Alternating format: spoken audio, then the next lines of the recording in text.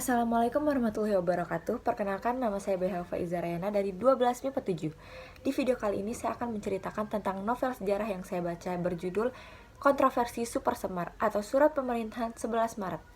Untuk lebih jelasnya, simak video ini sampai habis. Buku ini menceritakan seputar surat pemerintah 11 Maret yang sampai saat ini masih menjadi misteri. Siapakah tokoh yang menyimpan naskah asli Super Semar dan banyak pertanyaan lainnya. Super Semar adalah terobosan penting bagi karir politik Soeharto sekaligus bagi perjalanan sejarah bangsa ini. 50 tahun yang lalu terjadi peralihan kekuasaan dari Presiden Soekarno ke Soeharto. Saat itu, Soekarno dikabarkan memberi mandat kepada Soeharto untuk memulihkan stabilitas politik nasional yang goyah akibat gerakan G30 SPKI. Setelah Super Semar dibuat oleh Soekarno, Soeharto menggunakannya dengan serta-merta untuk melakukan aksi beruntun sepanjang Maret 1966. Soeharto membubarkan PKI, menangkap 15 menteri pendukung Soekarno, memulangkan anggota Jakrabirawa, dan mengontrol media massa di bawah Puspen Angkatan Darat. Sementara bagi Soekarno, surat itu adalah perintah pengendalian keamanan, termasuk keamanan dirinya selaku presiden dan keluarganya. Namun, Amir Mahmud, jenderal yang membawa surat perintah dari Bogor ke Jakarta pada 11 Maret 1966, langsung berkesimpulan bahwa itu adalah pengalihan kekuasaan. Berbagai kontroversi yang terjadi dalam Super Semar, di antaranya, yang pertama, dua macam versi surat, yakni versi TNI dan versi lainnya.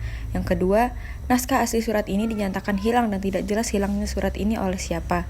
Yang ketiga, salah satu dari ketiga perwira tinggi Angkatan Darat yang menerima surat itu berkesimpulan bahwa Super Semar merupakan surat perpindahan kekuasaan. Yang keempat, ada yang mengatakan bahwa naskah asli Super Semar itu ada pada dokumen pribadi M. Yusuf yang disimpan dalam sebuah bank. Dan masih banyak yang lainnya. Geger Super Semar mencuat ketika muncul buku 30 tahun Indonesia Merdeka. Di dalam buku itu terdapat naskah Super Semar palsu. Penulis buku Super Semar palsu, Apam Budi, yakin Super Semar asli masih disimpan rapi Soeharto, bahkan setelah penguasa Orde Baru itu meninggal dunia. Pam Budi pun menduga 3 surat yang ditulisnya di dalam buku Super Semar palsu juga bukan naskah asli. 2 surat diperolehnya dari Sekretariat Negara dan 1 sisanya kopian surat perintah yang disimpan oleh M. Yusuf. Ada 2 versi Super Semar yang ditemukan di dalam buku 30 tahun Indonesia Merdeka Jilid 3.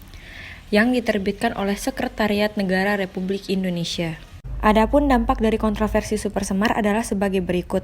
Yang pertama, Super Semar menyebabkan kedudukan Soekarno sebagai Presiden Republik Indonesia kian tergerus, sementara posisi Soeharto kian menguat. Yang kedua, Soeharto membubarkan PKI dan menangkap para menteri yang diduga terlibat dalam G30 SPKI. Yang ketiga, Soekarno yang menjabat sebagai presiden seumur hidup dicabut oleh MPRS pada 7 Maret 1967. Yang keempat, Soekarno lengser dari kursi kepresidenan dan Soeharto menjadi presiden pada 27 Maret 1968. Yang kelima, Super Semar menjadi tonggak lahirnya Orde Baru yang bertahan hingga 1998. Yang keenam, hubungan Indonesia dengan Amerika Serikat dan Malaysia menguat. Yang terakhir, Indonesia kembali bergabung dengan PBB.